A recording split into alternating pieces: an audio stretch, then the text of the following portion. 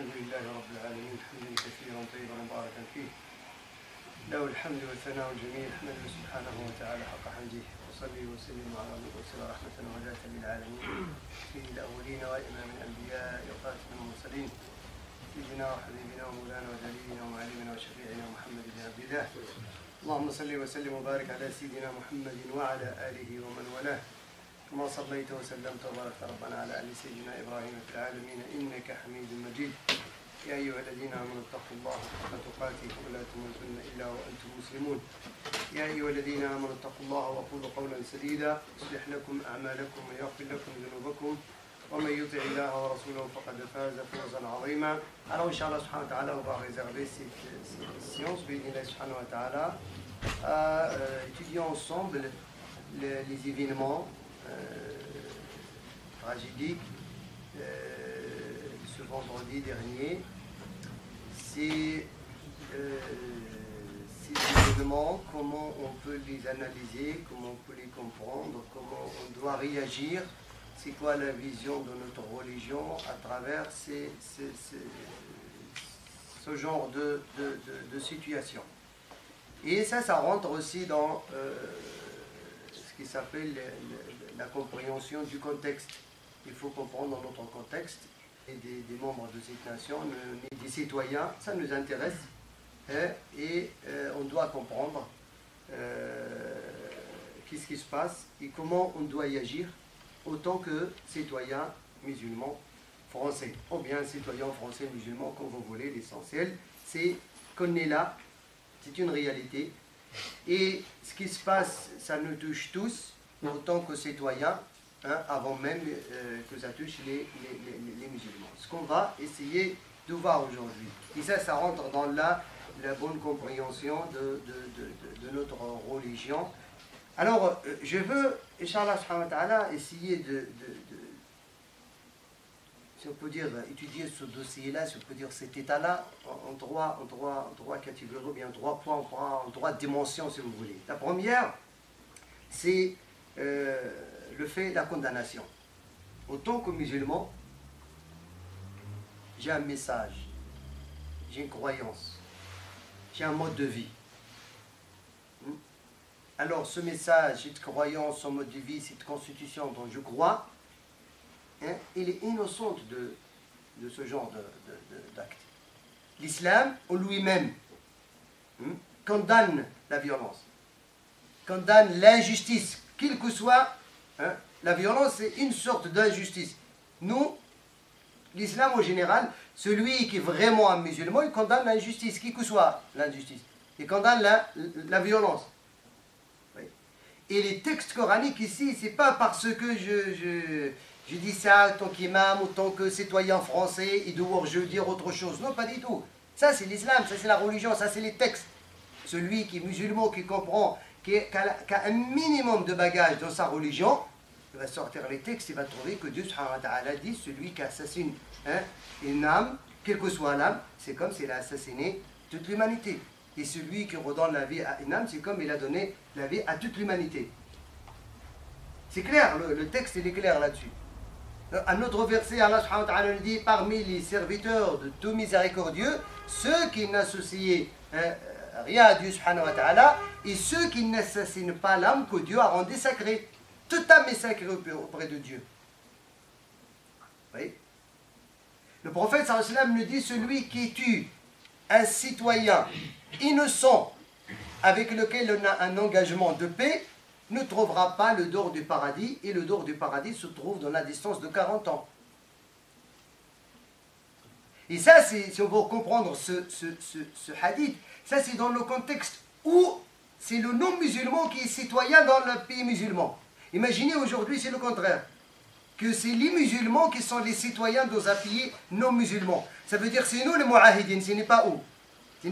Ça veut dire, le texte dans le détail, ça veut dire si jamais un citoyen non-musulman qui réside dans un pays musulman, il a fait du mal à un citoyen non musulman, Dans une version, le prophète a dit, il a été injuste avec lui, ou bien il a pris son bien, ou bien il a imposé une charge qui est plus que sa capacité, c'est travail chez lui, ainsi de suite. Le prophète, il sera son adversaire le jour dernier. C'est clair. Ça veut dire que celui qui va comprendre autrement, hein, et il va faire ses actes au nom de l'islam, on peut dire que fais-les au nom de quelque chose d'autre. C'est pas au nom de l'islam. Parce que l'islam, hein, comment dirais-je, te rend la balle, te rend le. C'est faux.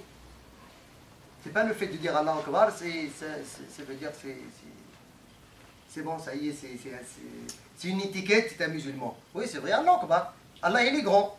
Mais Allah, qui est grand, si tu crois en lui, tu ne vas pas faire ce qu'il a interdit à toi-même.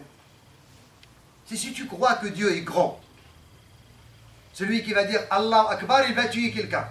Alors c'est normalement, si tu crois vraiment à la grandeur de Dieu, tu dois respecter ses limites. C'est contradictoire. Hein? C'est contradictoire de dire Allah Akbar et de faire du mal. Non, parce que Allah qui est Akbar, qui est grand, est interdit de faire du mal. Allah qui est grand est à envoyer comme miséricorde, comme il a envoyé le prophète sallallahu alayhi wa sallam. Allah alors est plus grand. Sa grandeur, il doit être respectée. Et c'est dans sa grandeur de respecter l'âme que lui, subhanahu wa ta'ala, a rendu sacrée. Je dis ça parce que c'est un message aux musulmans et aux non-musulmans. Aux musulmans, qu'ils soient tranquilles, parce que celui qui fait du mal, je veux dire ici le message, qui est quoi? Si les citoyens non-musulmans, ils ont été blessés une seule fois, un citoyen musulman, hein, et je parle de moi-même, je suis blessé 2 fois. Parce que je suis blessé, hein, par rapport à ce mal qui atteint les citoyens avec lesquels je vais en paix, et je suis blessé la 2e fois parce que c'est au nom de ma religion le mal se fait. C'est au nom de ma religion que le mal il se fait. Ça veut dire que la blessure elle est encore beaucoup plus profonde que quelqu'un qui dit oui, ils ont tué nos citoyens. Oui, ils ont tué nos citoyens. On partage avec vous cette blessure et en même temps, peut-être vous ne partagez pas avec nos coups. Ça se fait au nom de notre propre religion qui est innocente de cela. Ça, c'est très important à savoir. Alors, ces textes-là, vous pouvez lire n'importe. Celui qui va venir un jour pour vous dire que l'islam incite à la violence, je le mets en défi qui me donne un seul verset. Un seul hadith. Même le verset est clair là-dessus que وإن أحد في التوبة وإن أحد من المشركين استجارك فأجره. Ça c'est toujours dans le sens c'est un associateur vient, hein, il n'est pas citoyen, il vient dans un pays musulman, il demande l'asile, le chef de l'État doit lui accorder l'asile. Ça c'est par le verset s'adresse au chef de l'État. Oui. Alors, il faut qu'on comprenne ça pour savoir que nous, on n'a rien à se reprocher.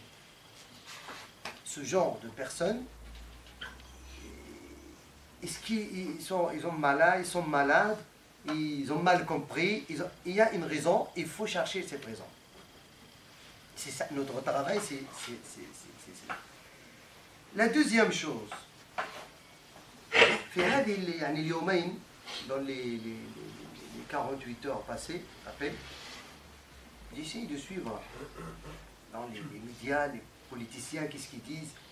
Certains même, entre parenthèses, hein, se disent imams, ils jettent la responsabilité aux mosquées. Non, c'est les mosquées qui ne font pas leur rôle. C'est les imams qui ne font pas leur rôle. Il n'y a pas de souci, on va essayer. On va se mettre à table, on va essayer de comprendre. Il y en a même qui ont appelé à fermer certaines mosquées, qui ont certaines idéologies, ainsi de suite. La première chose qu'on découvre déjà au moment de l'enquête, hein, et d'ailleurs, rappelez-vous avec moi les incidents de janvier dernier, que ces gens-là, ils n'ont rien à voir avec les mosquées. ils ne fréquentent aucune mosquée. Voilà. Là, on a découvert aujourd'hui, maintenant, que ces gens-là, ils sont venus de l'extérieur. Hein? À part en français, ainsi de suite. Est-ce qu'ils fréquentent quoi comme mosquée? Hein? Là, on va essayer de comprendre comme quoi, regardez, les mosquées, je crois que la plupart et la quasi-majorité des mosquées, ils ont tous un discours musulman. Pour ne pas dire islamique, il ne va pas encore trancher dans l'islam. Un discours coranique. Tolérant. Je ne veux pas dire tolérant. Quand on dit un discours coranique, c'est quoi? C'est à toi de comprendre. Quand on dit un discours prophétique, ça veut dire je parle au nom du prophète. Le prophète a dit, voilà sa parole. Le prophète a dit, dans le Melbar on le dit. Vous voyez? Alors, est-ce qu'on va reprocher à l'imam de ne pas dire chaque jour, chaque minute, chaque seconde où j'en là? C'est pas possible. Si vous êtes convaincu que même l'État, avec sa capacité, on dit toujours, on ne peut pas mettre derrière chaque citoyen un policier. On ne peut pas non plus mettre derrière chaque musulman un imam. Il faut qu'on comprenne les choses. Ouais. Plus que si, supposons qu'il y a une mosquée, entre parenthèses, qu'un discours radical. Je ne dis pas un discours musulman radical, parce que ça n'existe pas quelque chose qui s'appelle un islam radical. Ça n'existe pas. Quand on parle de la radicalisation, on ne parle plus de l'islam, on parle d'autre chose. Quand on parle de la haine, on ne parle plus de l'islam, on parle d'autre chose. Quand on parle d'un discours radical, ce n'est pas dans la mosquée. Alors, si supposons qu'il y a un discours radical dans la mosquée, alors c'est l'État qui doit faire son devoir. C'est l'État qui doit faire son devoir pour arrêter ce discours radical. Ce discours qui incite à la haine, qui appelle au terrorisme, qui appelle aux violences. Ce n'est pas les autres imams qui vont faire, ce n'est pas les fidèles non plus. C'est l'État qui doit intervenir. Celui qui ne respecte pas l'engagement de la citoyenneté avec ce pays-là, c'est à l'État d'intervenir. Si vous connaissez qu'il y a une mosquée au Liesla, à ce moment-là, c'est à vous d'intervenir. Ce n'est pas de fermer la mosquée, c'est que la personne, parce que même si vous avez fermé la mosquée, la personne elle va aller à un autre endroit. Il faut que vous allez voir, cette personne, il a quoi comme savoir? Il a pris où ça? Et en même temps, même s'il a le savoir ou il n'a pas le savoir, il n'a pas incité à la haine. Quel que soit son discours. Il faut qu'on essaye d'être fier de notre religion, qui est une religion de paix. On va pas dire, non, si les mosquées, non, pas du tout. Moi, je crois que une personne, un musulman qui fréquente les mosquées, quand je fréquente depuis, ça fait 10 ans, j'ai jamais entendu un imam qui incite directement à la violence ou à la haine ou. Moi, si l'État il a découvert quelque chose comme ça, il n'a pas fait son travail, alors le problème ici, c'est de reprocher à l'État de ne pas faire son travail. Pourquoi? Parce que là, nous, on va manifester une chose qui est très importante, on va demander à l'État de nous protéger, autant que citoyens. On n'est pas à l'abri de ce problème-là. Les premières victimes de Daesh, les premières victimes de terrorisme, c'est les musulmans. Dans les pays musulmans et en France. Déjà d'une, comme je dis, on utilise notre religion pour nous faire du mal. Et d'une, on n'est plus en sécurité. Pourquoi? Parce que ça provoque quoi? Quand on parle de l'islam, pas l'islam, il a dit Allah Akbar et pas d'Akbar. Il y a aussi des citoyens qui sont aussi, qui sont malades aussi. Qui ne sont pas musulmans, qui vont se venger, qui vont essayer de défendre soi-disant leur nationalité, leur citoyenneté, leur État, et de faire du mal à ceux qui sont innocents. C'est la même chose. C'est pour ça, nous, on est aussi victimes, et il faut arrêter ce discours Parce que s'il y a un objectif que ces gens-là, ils vont le réaliser, c'est quoi? C'est de comment dirais-je, si on peut dire, à diviser, ils vont ne pousser à se jeter les uns sur les autres.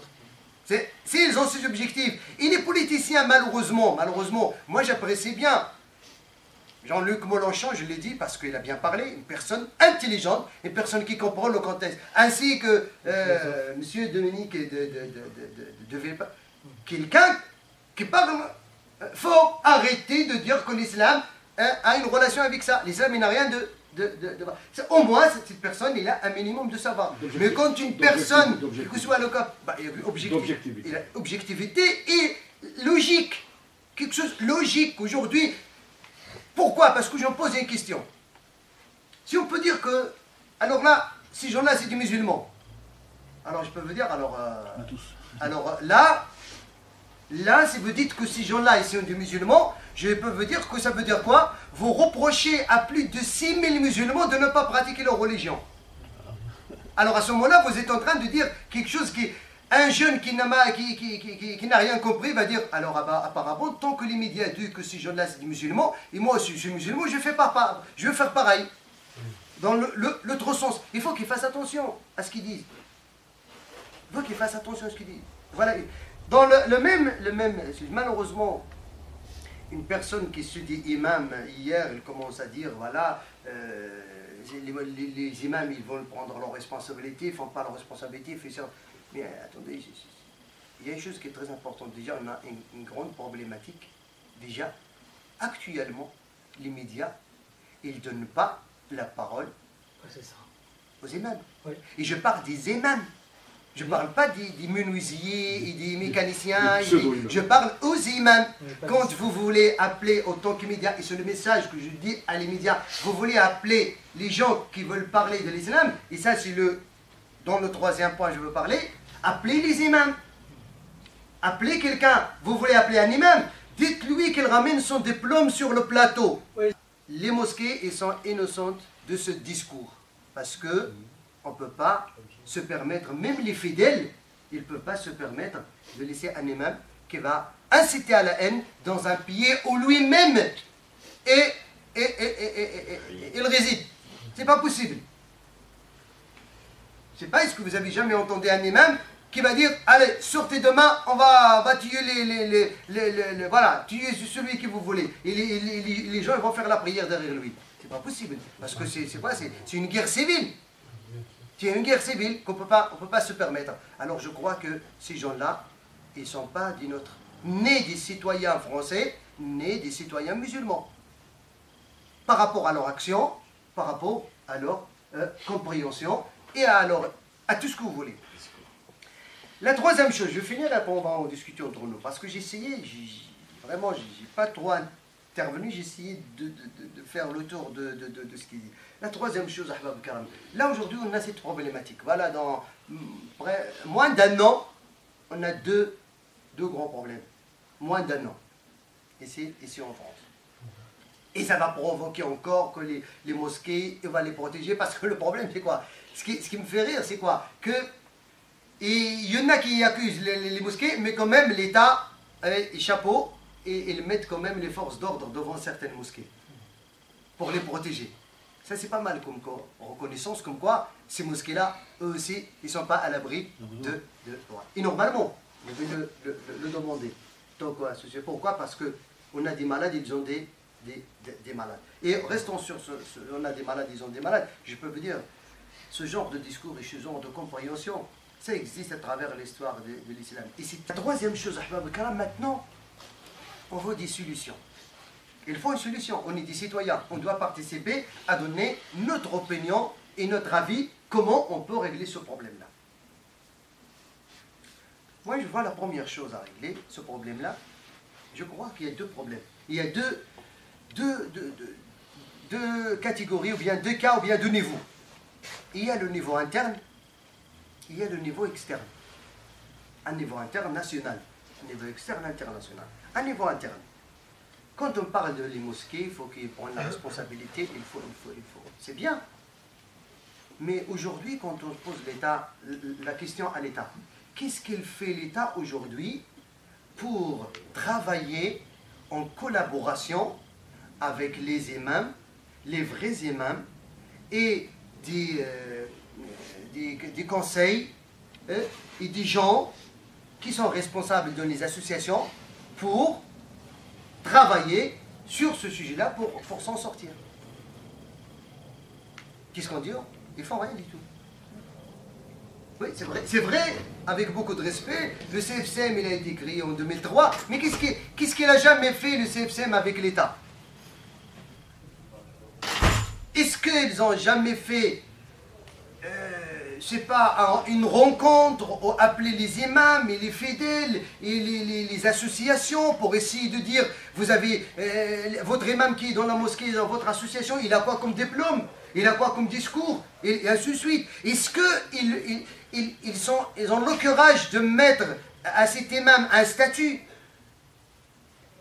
Que cet imam soit à l'abri, lui aussi, il a sa paye, il a sa dignité, pour qu'il puisse travailler comme il faut.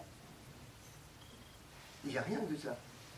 C'est pour ça, quand le Conseil théologique musulman de France a été créé, après les attaques des compétents, des théologiens, celui qui n'a pas un minimum de savoir, un diplôme reconnu, que ce soit dans le monde international, dans les pays arabo-musulmans, ainsi qu'ici, et il ne peut pas s'intéresser dans ce cas pour essayer de vêtir tout n'importe quoi. Mais jusqu'à maintenant, malheureusement, il n'y a pas de reconnaissance. Ça existe déjà, le Conseil européen de fatwa, où il y a des grands savants, quand ils cherchent les fatwas, ils vont, je ne sais pas, au Maroc ou en Égypte, il y a un Conseil européen de fatwa, où il y a des grands savants citoyens français. Qu'est-ce qu'il a fait l'État musulman, l'État français, pour qu'il puisse accueillir ces jeunes-là? Pourquoi? Parce qu'ils vont les aider pour essayer de faire comprendre à ces jeunes que l'islam, on peut l'apprendre ici. Pas la peine d'y aller en Syrie, ni en Arabie Saoudite, ni au Maroc. Il est là. C'est quoi l'islam? L'islam, c'est devant un savant, on étudie le Coran et la tradition prophétique. L'islam, il n'a pas de relation avec un certain territoire. Tant qu'il y a aussi aujourd'hui des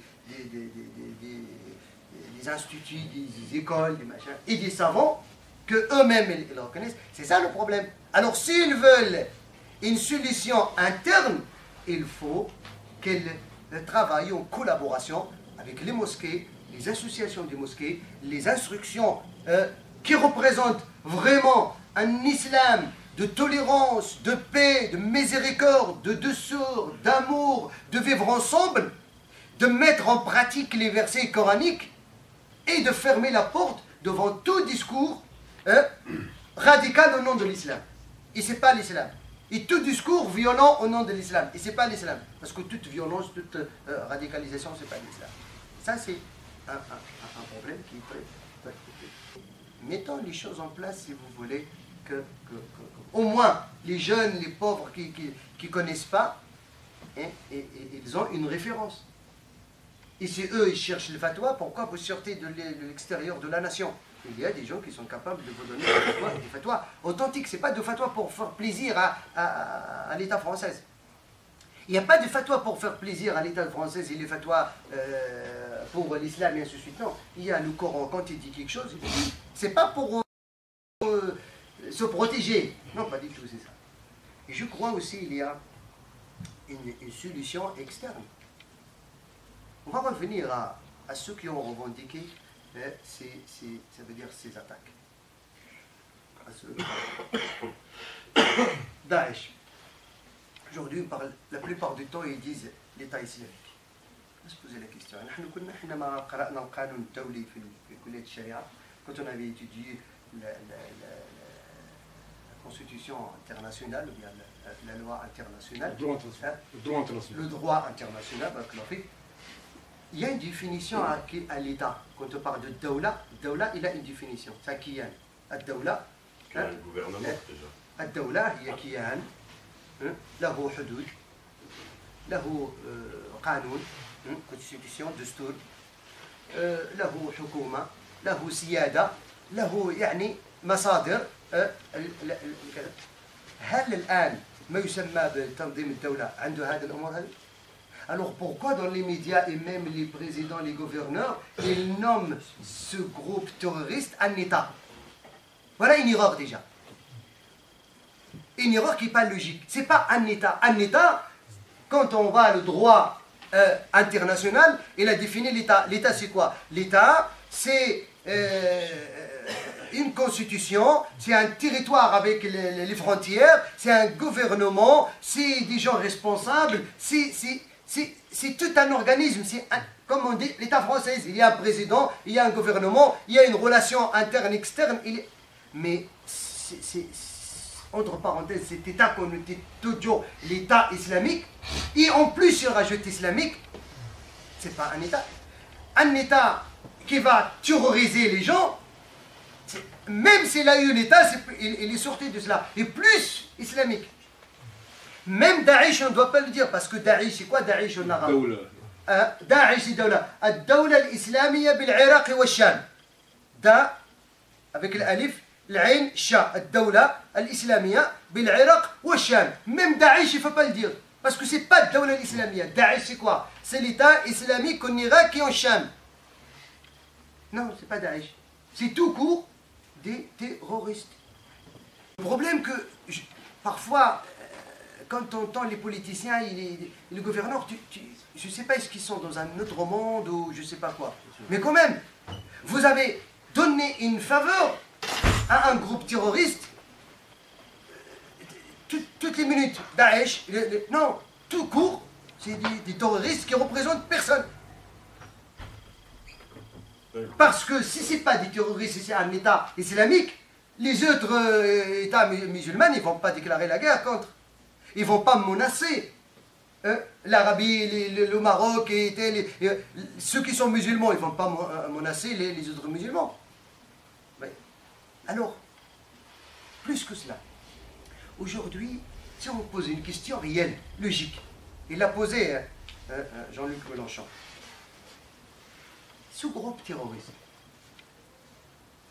est-ce que c'est un État, c'est une ville, c'est quoi? Est-ce que c'est un État qui a l'industrie pour construire des armes? Est-ce qu'il arrive à ce niveau-là? Tout le monde veut dire non. Il n'a pas des usines pour construire des armes. Alors c'est qui lui vend des armes? Cet État-là qu'aujourd'hui, ils vendent le pétrole. Bien. Et les pétroles, comme il a dit Jean-Luc Mélenchon, je répète, parce que c'est ses paroles, ce n'est pas les miennes. Hein? J'ai appris quelque chose. Ils ne vendent pas le pétrole dans des bidons aux individus. Ils vendent du pétrole dans des bateaux sacrés. Qui passent dans les... C'est qui achète ce pétrole? Ça veut dire c'est qui verse des dollars, des milliards à ce groupe terroriste? C'est les musulmans. C'est la mosquée de Gonesse. C'est le CFCM.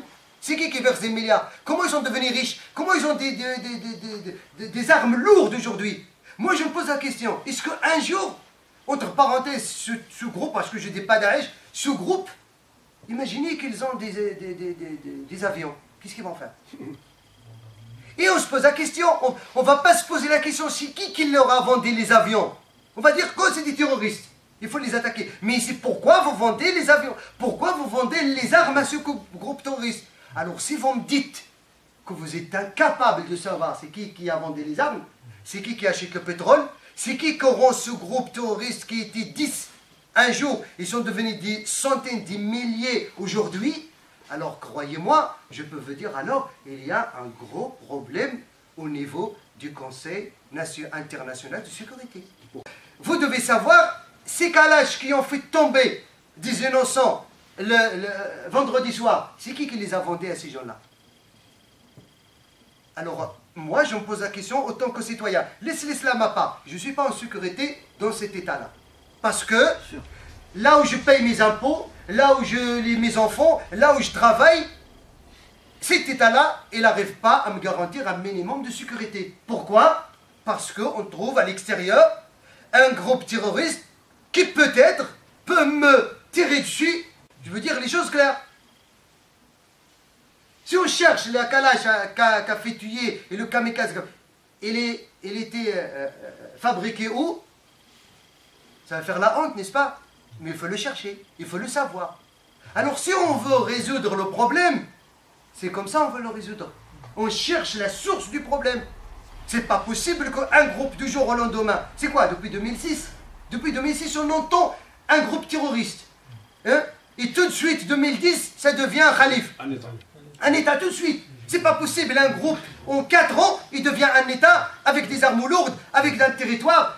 En plus, un territoire, la moitié de ce pays-là et la moitié de ce pays-là. 5 fois plus grand que la France. Il faut qu'on raisonne un petit peu. Éloigné des mosquées, et chercher le problème où il est. Les mosquées, ils sont aussi... et les mosquées de l'Arabie, de pas mal de pays, hein, et ils ont été victimes de ces explosions. Alors, il faut qu'on dise les choses comme ils sont. On veut la solution. Alors nous, on a une solution interne, on vote notre main. Autant qu'ils aiment, qui veulent la stabilité et la paix pour notre pays. Et il y a aussi, on vous propose des solutions. Normalement, le Conseil de sécurité, international de sécurité, il doit se mettre en question. Comment ça se fait que vous êtes le Conseil de sécurité internationale et vous ne connaissez pas comment ça se fait le marché du pétrole avec ce groupe? Et vous ne connaissez pas comment l'argent ça se place pour que ce groupe-là vit comme un État, soi-disant. Comme un État, il distribue l'argent à celui qui vient. Pourquoi les jeunes aujourd'hui, qu'ils ont cette malcompréhension par là-bas? Parce que ils leur payent. Alors d'où vient l'argent de cet État-là? Ce n'est pas des agricultures, il ne faut pas l'agriculture. Ils n'ont pas l'industrie. Mais ils ont des milliards et des dollars. D'où vient? Alors il faut qu'on se pose la question claire et nette, qu'on soit clair et net. Parce que là, aujourd'hui, c'est plus fort que nous. C'est plus fort que nous. Il ne faut pas on va accepter les accusations. Non. Notre islam, les hadiths, ils sont clairs là-dessus.